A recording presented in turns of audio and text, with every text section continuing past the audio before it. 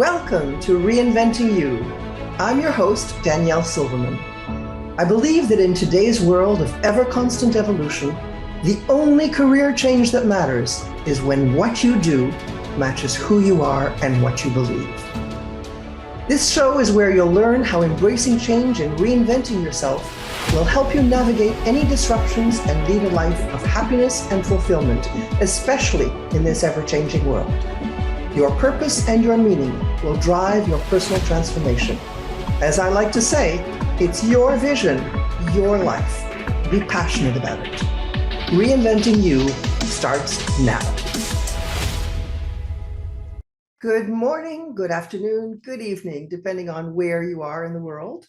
My name is Danielle Silverman, and you're listening to Reinventing You on Transformation Talk Radio, a show about what it means to pursue a career and a life that corresponds to who you are, to help you find your purpose and to live it. I believe that in today's world of ever-constant evolution, the only career change that matters is when what you do matches who you are and what you believe. Your purpose and your meaning will drive your personal transformation. It's about reinventing you. Whether you're a student just starting out, in retirement or considering retirement, or if you're a midlife professional, Reinventing You is the place to be. A place for you to be in touch with yourself, with others, with the community, and with the planet in a continuous effort to do better and to be better, to live your life your way with a vision that is unique to you. Each episode will address an issue or a way of looking at reinvention as a tool to redefining who you want to be and what you want to show up as in the world.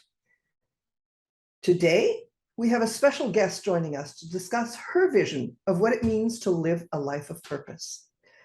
Sonia Di Maulo is founder and chief reinvention officer at Harvest Performance, a reinvention consulting agency that supports emerging leaders' purpose-driven, groundbreaking ideas and helps them leave a positive impact on the world. She's also a certified reinvention practitioner and co-founder of Reinvention Canada. Can we have anybody better to start talking about reinvention? Sonia is also the award-winning author of the Ken Blanchard endorsed book, The Apple in the Orchard. The Apple in the Orchard, which is a story about finding the courage to emerge. And this helped her develop her program, Take the Leap, Make an Impact. And it received the 2020 Award of Excellence for Outstanding Human Performance Intervention. Today, we're speaking with Sonia about her book, The Apple in the Orchard, and to find out how it's possible to make an impact in the world. We'll talk about coming alive and what it means to grow into an interconnected world and the power of courage in pursuing your dreams. I'm very excited to welcome Sonia Di Maulo to Reinventing You. Hello, Sonia. Hello, Danielle. I'm so excited. Our paths are so beautifully intertwined, and this is just the perfect way for us to explore and share with the world. Absolutely. Sonia, before we get started, I'm curious to know, what does it mean for you to reinvent yourself and live life your way? That's a great question. So reinventing myself, so we're going to start personal. Reinventing myself is really to be open to learning.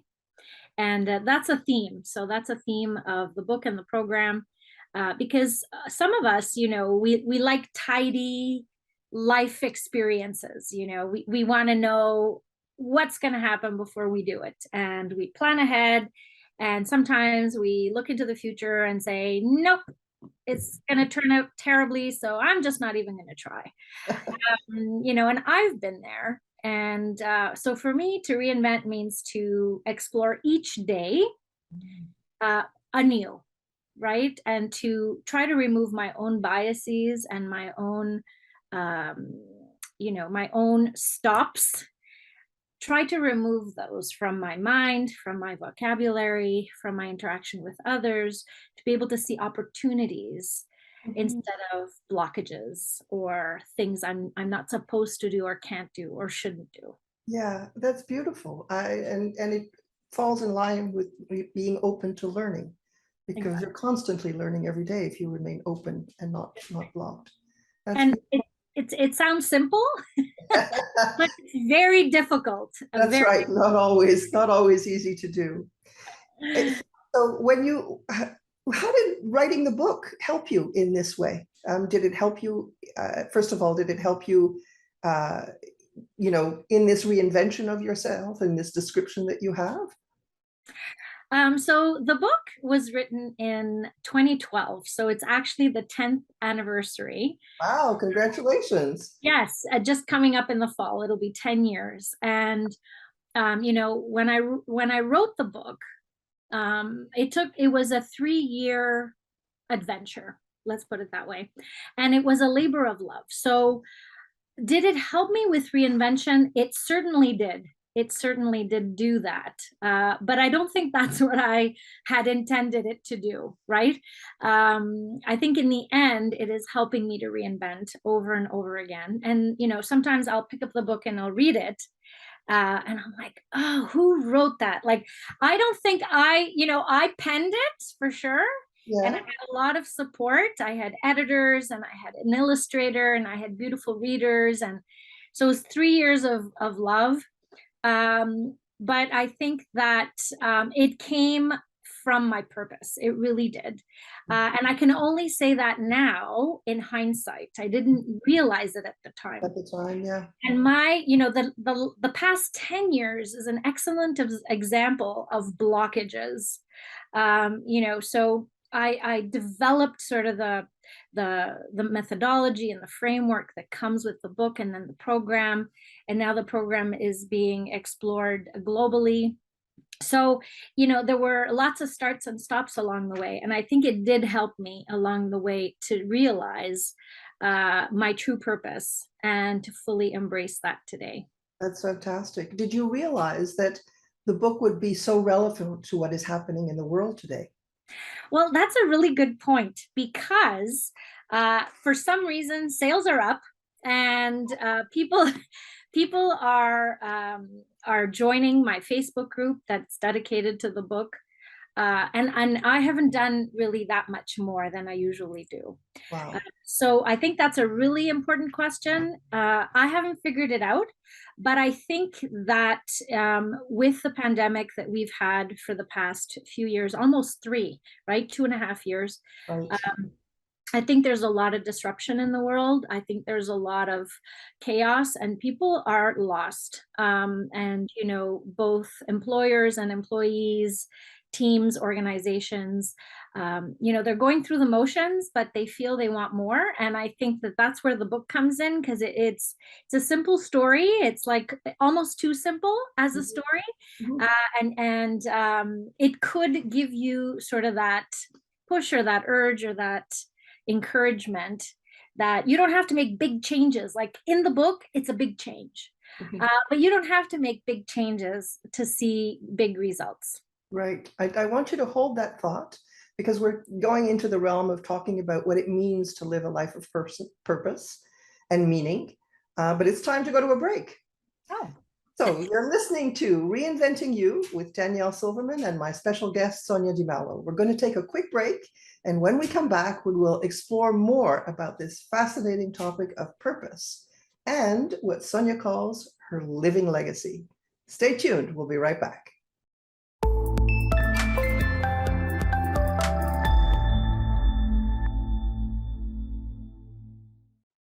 We're back on Reinventing You with Danielle Silverman. My guest today is Sonia Di Maulo, who's talking with us about her book, The Apple in the Orchard, and her signature program, Take the Leap, Make an Impact. Before we continue, Sonia, I want to make sure everyone knows how to contact you. Could you give us your contact information for the listeners? Absolutely. So the best way to contact me is through my website at www.soniadimaulo.com. But also through LinkedIn. So LinkedIn is another good avenue to reach out to me. Excellent. So before we took the break, we started talking about purpose and meaning. What for you? What are the leading components of living a life of purpose? Well, there's really the number one element is self-awareness. Yes. And that I'm learning as more and more people go through the program is not something people do. So it's not like you wake up in the morning as like, today I will be self-aware. Yeah. And unless somebody sort of hold your hand and take you through the process, Mm-hmm. it's something that's pleasant, right? It's not something that's easy, and you would not seek it out. And that's what I've learned. A lot of the participants that have completed the programs, like, Sonia, that was hard. Yes. And it's supposed to be hard, but it's supposed to be, as hard as it is, it's supposed to be equally fulfilling and rewarding. Mm-hmm. And in fact, the people that complete the program do have immeasurable rewards. And it's not just for the immediate, it's lifetime, because the methodology doesn't end, right? You could just keep applying it over and over and over again. So your program helps people become self-aware. Is that what I'm hearing? I think at the heart, it definitely is, through the activities, and then it leads to clarity, engagement, and resilience in their lives. And I think what I tell people is that it's turning on their decision-making engine, because at the heart of it, it's how we make decisions. Mm-hmm. What do we decide to do, what we decide not to do, the people we engage with, the people we don't engage with. Mm-hmm. The decisions, like the minute decisions that we make every day, Mm-hmm. align to our purpose. And so if we can think about it at that very small level and align our thoughts, words, and actions to our purpose, then we're consistent in our lives, and that's fulfilling to ourselves, to the people around us, and of course has impact in the world. Of course, and the awareness of why we are making or not making certain decisions. Exactly. Yes. That's fundamental. Yes. I'm consciously saying no, or I'm consciously saying yes, because it aligns to my legacy or not. Right. Yeah. We're going to get to your legacy. Right. I want to talk a little bit about the book. The main character is Red Apple, who found the courage to leave her tree and explore. She literally took the leap to another way of life. So you created a program that you were just talking about called Take the Leap, Make an Impact. Who did you create the program for?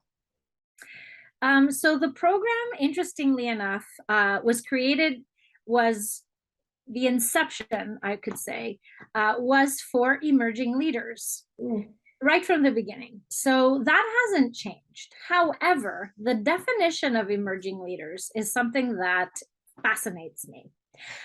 Because based on my original answer to being curious every day, I think that we are all emerging leaders every day. Right? So it's not, typically we say emerging leaders for a specific age group, but I would say we're all emerging leaders because we all learn something new about ourselves, about others, about the world. And we take that information and we use it to do good, right? Ultimately, that's what it's all about. And so that's the thing that I appreciate the most in terms of being curious, taking the leap on a daily basis, not just for any age group can do that. And so in 2019, I launched the program, and I called it Emerging Leaders, but I opened it to everybody, and I wanted to see who would come to the party. And after a year, as we were preparing to submit the award of excellence, what I came to understand was the biggest impact was to students. So this was pre-pandemic. It was December of 2019 at the end of the first year, and we made two decisions at the end of that year. One, we would focus on students. Yes. And two, we would put it online. Wow. So 1 year later, we got the award for that first year. And then 1 year later, we brought it into the first university and launched it to students of all ages. Yeah, so we had various age groups. We ran it 3 times, and then we launched a professionals program. So what I kept advertising for these students, and people would reach out to me and say, do you have to be a student to take this program? Like, I really want it. I don't Yes. there's a different way I can access this. So I listened to the people who were coming to me, and we launched a professionals program, which was highly successful. And we're having another one coming up in September. Fantastic. Yeah, so professionals, students, emerging leaders of all ages is how I call it. That's fantastic. So you've changed the definition of the word emerging, and you've changed the definition of the word leader at the same time. That's true. Because Yeah. we're not just talking about corporate life here. We're talking about anybody. You're right. Yeah, like a leader of yourself. Yes. You know, and a lot of people don't associate with emerging leaders. They're either like, I have a lot of people in their 50s and 60s saying, I'm not emerging. But they are. But they are. Right? They're emerging into a different kind of life. Absolutely. Exactly. Yes. I have people who are, you know, younger in their 20s, and they're like, I'm not a leader. But you are. Yeah. They are, absolutely. Yeah. They are all reinventing themselves. That's right? correct. At the heart, that's exactly what it is. Right. So this is all absolutely beautiful, and we're going to talk about. We're going to show the information if anybody wants to register for this upcoming program in September. I think they have until September 17th to register. So I wish you a ton of luck with that. I think it's going to be extraordinary. How long is it? How long is the program? It's 6 weeks. Wow. Okay. Weeks seems to be the magic number. Okay. And there are some bonuses. Okay. So I've extended the bonuses for the listeners of your show. Fantastic. And the bonuses are quite extraordinary because it includes 6 months of support. Oh, cool. Yeah. So what I've come to learn is that it's not 6 weeks, you know? Yeah. It's almost like, you know, you get thrown into the deep end. Yep. And then you emerge hopeful, but you do need some support along the way. So That's 6 months of support is very helpful. Yeah. Great idea. Wow. The things you learn when you actually do things, right? Exactly. Right. And people are asking me, you know, can we have some support ongoing? Yes. So I'm a little bit behind, but yeah, it'll be officially launched with the professionals program in September, and we will have lots of people joining these monthly sessions for support. Okay. What do you call a professional? Also a good question. So interestingly, when we ran it for the first time in the wintertime, we're looking at, I guess, mid-career professionals, and or anyone who feels compelled to do something different, and they need an award-winning framework and community support to do it. So it's something that's proven. We've run it for years. We understand how it works. I've got a team of peer mentors who've been through the program, and they're exceptional. And so there's lots of support along the way.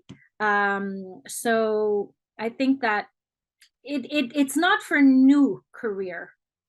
Okay. Right. But I would say, you know, anywhere between, you know, 3 years and more, that's great. We had more seasoned professionals in our first run, but I would say anybody that's had at least 3 to 5 years experience in corporate life, would be excellent. That's extraordinary. And first of all, I have to apologize for the noise that's in the background. I love it. This is what's called being natural, right? Exactly. The dog is in crate, but he hears my voice, so I guess I know. Happy. I'm sorry about that. Excellent. So this is fantastic because professionals of any age, and I'm willing to bet that when you bring together professionals of littler experience and a lot of experience, there's a lot of wonderful exchange that's going on.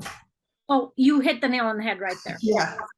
The interaction between the people who were in the program in September, in the winter, they're still getting together. Oh, wow. Like they just supported each other and got really deep with each other. So when you go through that with other people, you tend to want to continue. So they're continuing without me because they're like, we just love each other so much and we feel there could be such benefit. And they've got their own support then. That's right. That's right. That's right. Yeah. Yeah. And so these people are going to be the ambassadors of our own follow-up program, because it was them that decided, you know, we need to continue. And they kept telling me, you know, we need something. Right.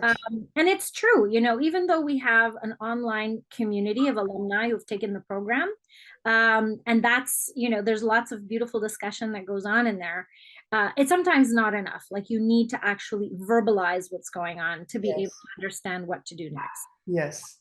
And so in the program, you talk about creating a living legacy, right? So what do you mean by that? What do you mean when you speak about a living legacy? It is an oxymoron. A lot of people are confused by it, but intrigued as well. Yeah. So we all know the word legacy, which means, you know, you leave your legacy behind after you die. So that's all great and dandy. However, there's no use to ourselves, others, and the world after we're dead that we're living this for. Like, we live our whole lives just to die and leave a legacy. Like, that just felt wrong to me. Right. So by adding the word living to the legacy, it is something we craft every day. So it actually has three parts to the definition. So part one is what you leave. Part one is the thoughts, words, and actions you do on a daily basis for yourself. For yourself. For yourself first. So it's a bit of a selfish aspect. Yes. The second one is the same, the thoughts and words and actions for others.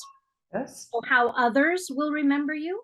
And then the third is the legacy you leave behind when you are no longer there. So these are the benefits of all of that stuff that you've done every day, the benefits that you leave when you're no longer there, meaning you're not in the same room, you're not in the same role, you're not in the same organization, you're not in the same team, not in the same project. So what are people continuing to say about you, and how do you feel about your contribution? Right. So those are the three aspects, and we help people craft a living legacy statement and then a living legacy plan. A living legacy? Plan. Okay, that's why they need support for 6 months, I suppose, because it gets very involved. It is very involved, yeah. So, but there's something more to the living legacy. I think you mentioned it to me once before. I'm not sure. Well, you said it has to, there are some qualities. Oh, yes. Yes. When we work on the living legacy statement, it really has to accomplish three things. The first thing it has to accomplish, like, you know, you got it right if you check mark these three things. The first one is it has to excite you. Wow. Like, you got to feel so excited.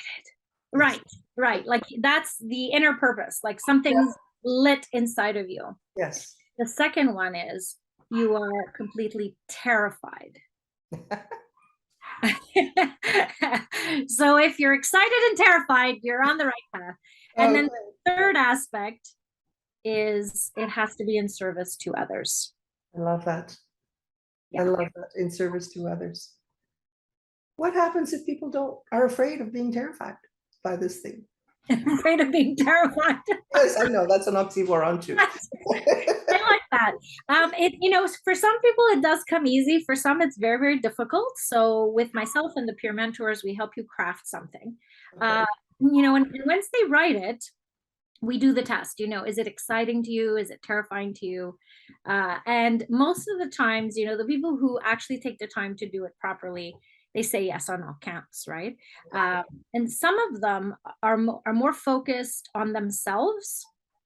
So we help them redefine it because they feel more comfortable sticking their own personal need. And so the third one is very important, which is in service to others. When we crack the code and we figure out, no, that's your living legacy, they're like, oh yeah, that's exactly it. So sometimes it's there, but by talking to someone else, it becomes real. And in reflecting back what they're saying, they get to understand that that indeed is what they are trying to do. The mindset is just off a little bit.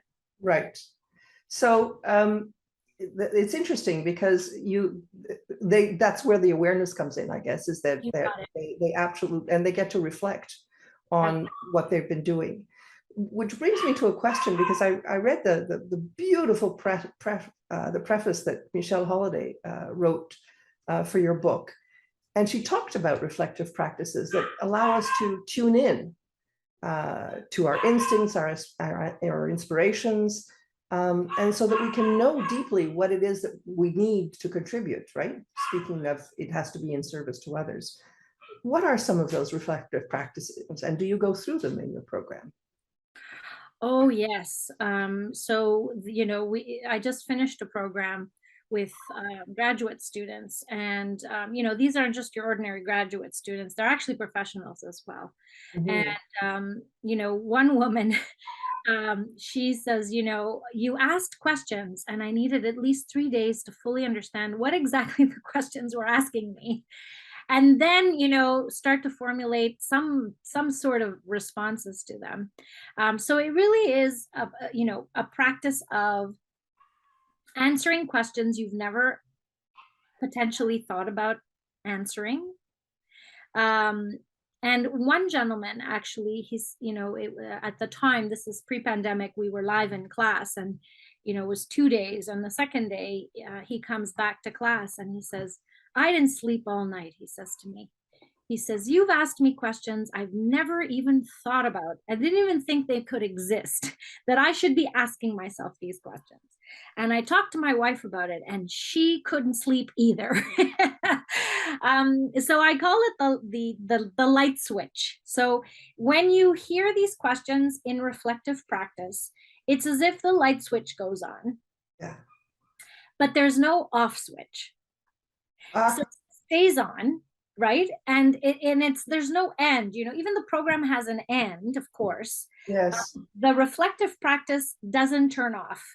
I had another woman who says to me, Sonia, I feel like now when I walk through life, I have this full-length mirror right in front of me that's reflecting back all of my actions, words, and thoughts. Uh, Wow. and it's jarring, it's It absolutely, it must be jarring when somebody says that to you. Sonia, I want us to continue reflecting. We're going to go into another break, and we'll be right back. I'm Danielle Silverman, and you're listening to Reinventing You on Transformation Talk Radio. When we come back, Sonia will explain to us how organizations can take the leap and reinvent themselves to thrive in today's world. Stay tuned. We'll be right back.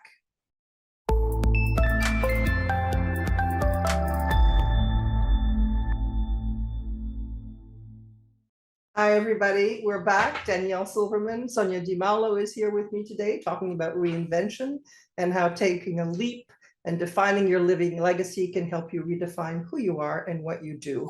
But first, I want to introduce you to Theo, who has been making all the noise in the background. I apologize for that. He's only 6 months old, and so he doesn't like being alone and hearing my voice in the next room. So we're going to leave him on the floor and hope that he's quiet. So we're back, Sonia.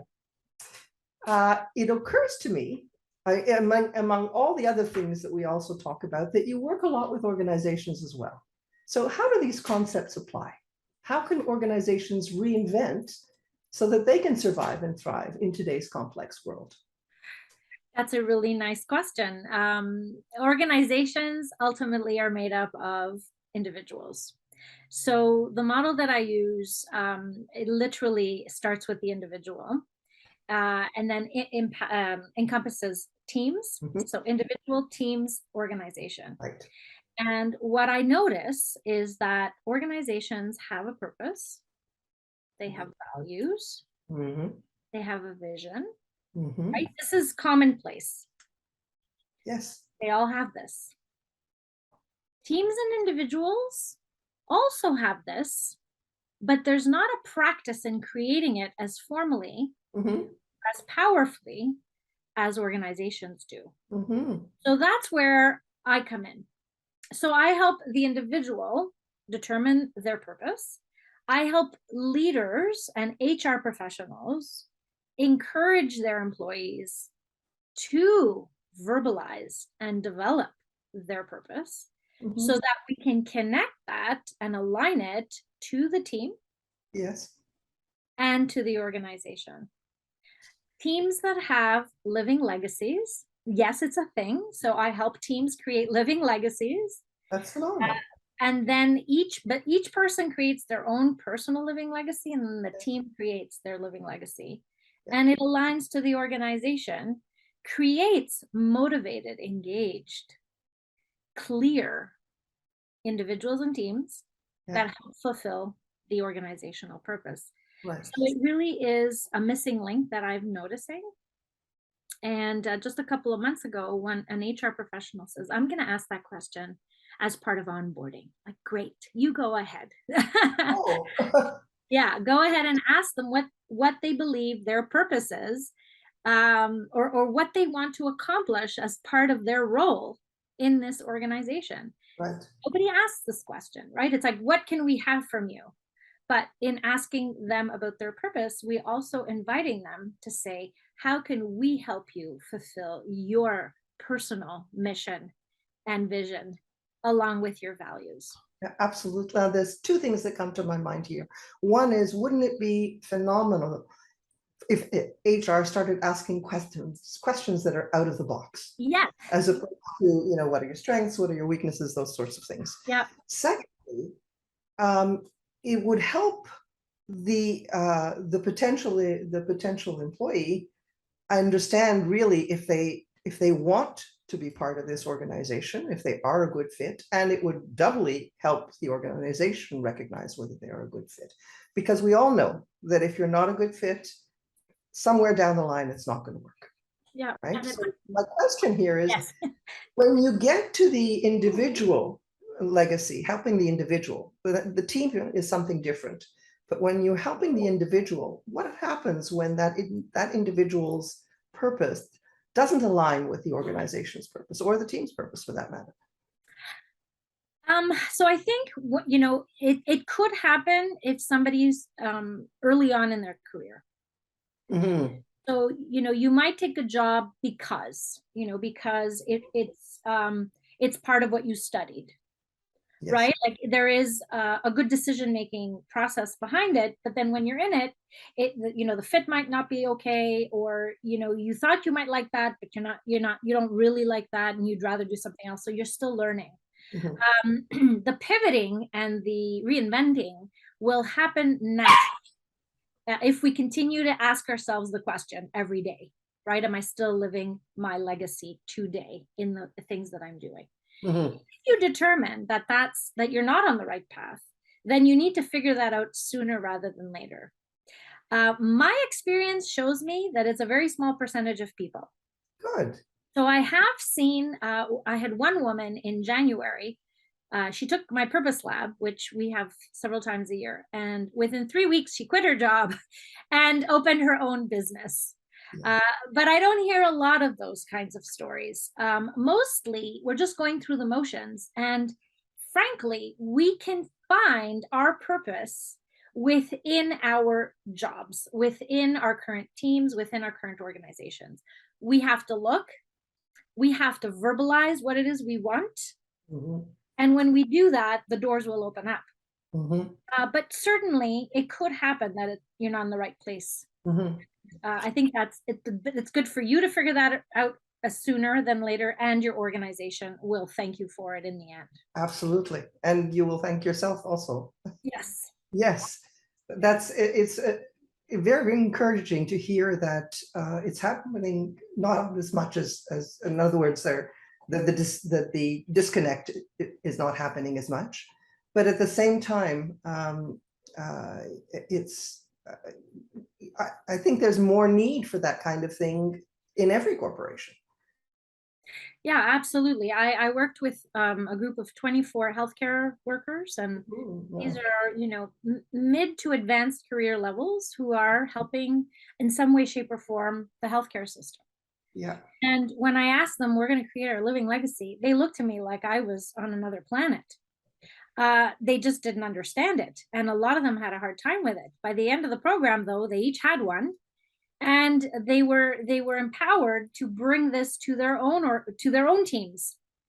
for their own actual teams to be creating individual living legacies and team living legacies. And it just reawakened why they became so passionate about healthcare. Yeah. And they didn't even think they might have this thing that guides them every day. They all just sort of woke up from the slumber. And it takes you away from all the things that bother you, right? There's so many things that bother us about our jobs and about life in general. And when we're purpose driven, we lose that. We lose sight of that. Yeah. And it has really been an amazing journey for them. And I think that that's the majority. The majority of people just don't realize it. And once they determine it, it just re-engages them in their work. And I think certainly you talked about healthcare. It was very difficult for people today in healthcare with the overwhelm that they have and the overwork to be connected with that purpose. Exactly. On a day-to-day basis, on a minute-by-minute basis. So having somebody come in and remind you or help you remind yourself of the reason you went into it might very well be helpful. That's amazing. Yeah. So Sonia, we've been talking about reinvention. We've used the word here and there. But I don't think this show would be complete if we didn't spend time talking about the whole realm of reinvention. You and I met taking a course with Dr. Nadia Jekshembayeva, who's the queen of reinvention. And we both know, of course, that change is happening faster than ever and that we need to adapt if we're going to survive and thrive. And we also know that it's important to spread the word and the work of reinvention to the world. So I want to ask you, Sonia, what do we mean when we talk about reinvention and how is everything connected? Well, for me, reinvention is, I think it encompasses a lot of the aspects that we've had in this conversation. But it really has three key elements for me. So one is to anticipate change, design change, and implement change. And I teach change management also. And in everything that I teach communication, I teach lots of different things. But in each one of these topics, there is a need for reinvention because we have to be better at anticipating changes that come our way. As individuals and as teams and as organizations. Organizations have always done these things really well. They look at trends, they look at markets, they plan ahead, they have different scenarios. Organizations have been doing this. We haven't been able to trickle that down effectively to individuals and teams. So how do we anticipate change? Based on what we learned today, what are we going to design for today? And then how are we going to implement it today? And that's, you know, when we look at strategic planning, we always think about 5-10-year plans. Those don't exist anymore. The rate of change is accelerating so quickly that if we waited 5 or 10 years, then whatever we're working on is no longer relevant. In fact, you know, in this post-pandemic, can we call it post-pandemic? In this post-pandemic world, things are changing like all the time. Things just change. And so if we're not comfortable with change, then it will definitely eat us alive.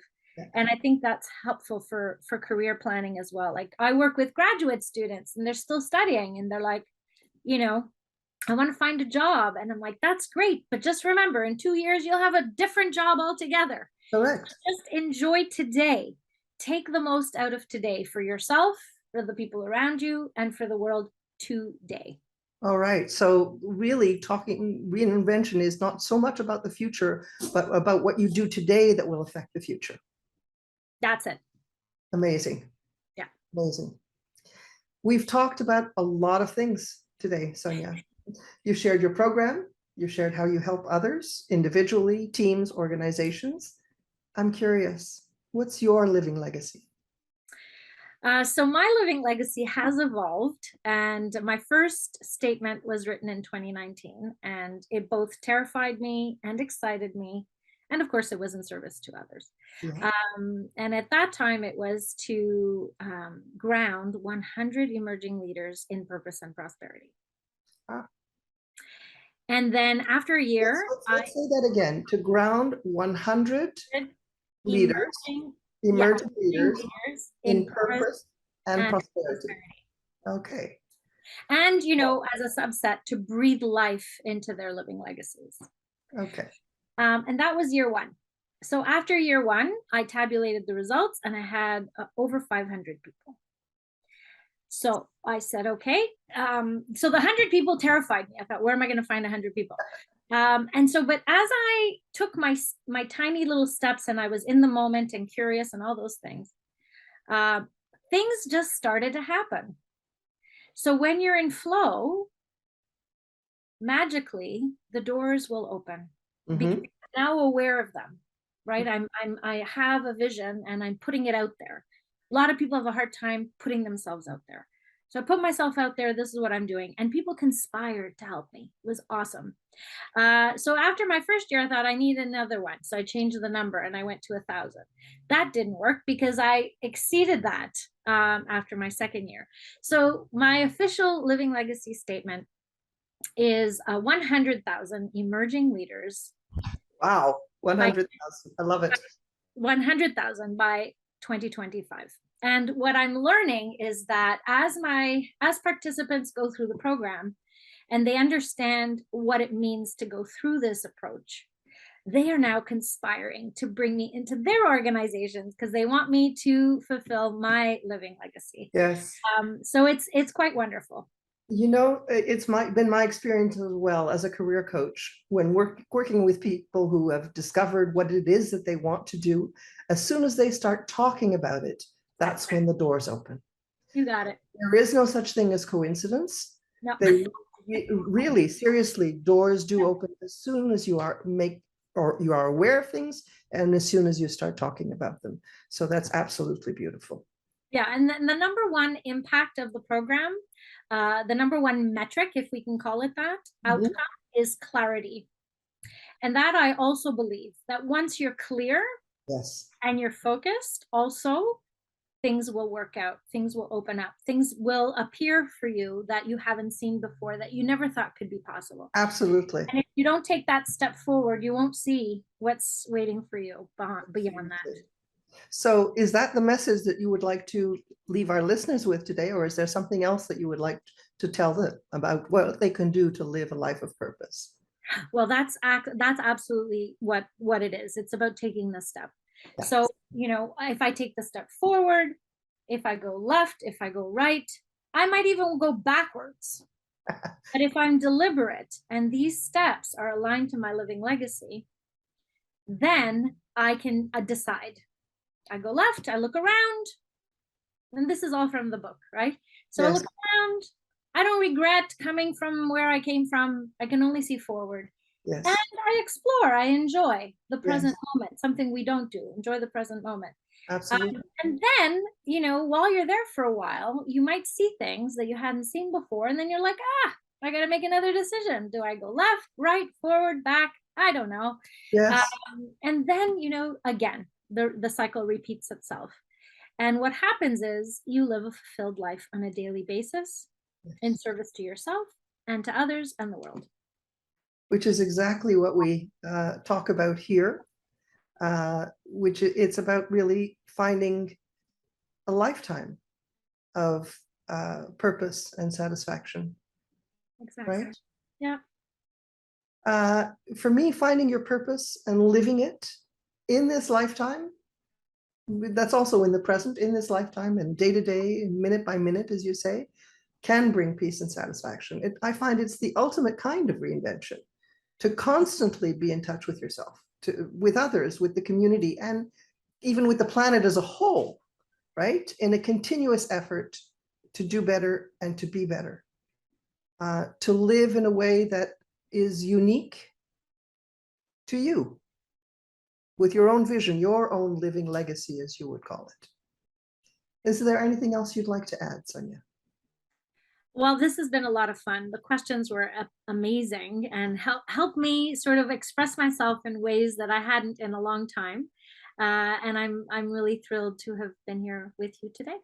I've been thrilled to have you with us here today, Sonia.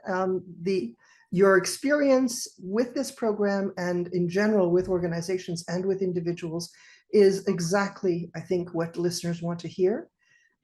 So I invite the listeners to explore Sonia's program. You'll get all the information here on this show.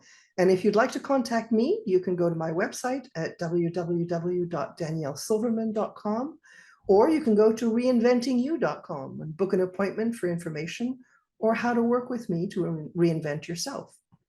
I believe that in today's world of ever constant evolution, the only career change that matters is when what you do matches who you are and what you believe.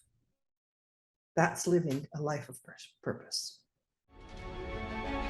Thank you for listening to Reinventing You with me, your host, Danielle Silverman. Tune in on the second and fourth Monday each month at 11 a.m. Eastern, 8 a.m. Pacific on transformationtalkradio.com. Join me and feel inspired and optimistic about your future. We only get one life, so embrace change and thrive with me. Find work that aligns best with your soul and what you enjoy. For more information, go to reinventingyou.com.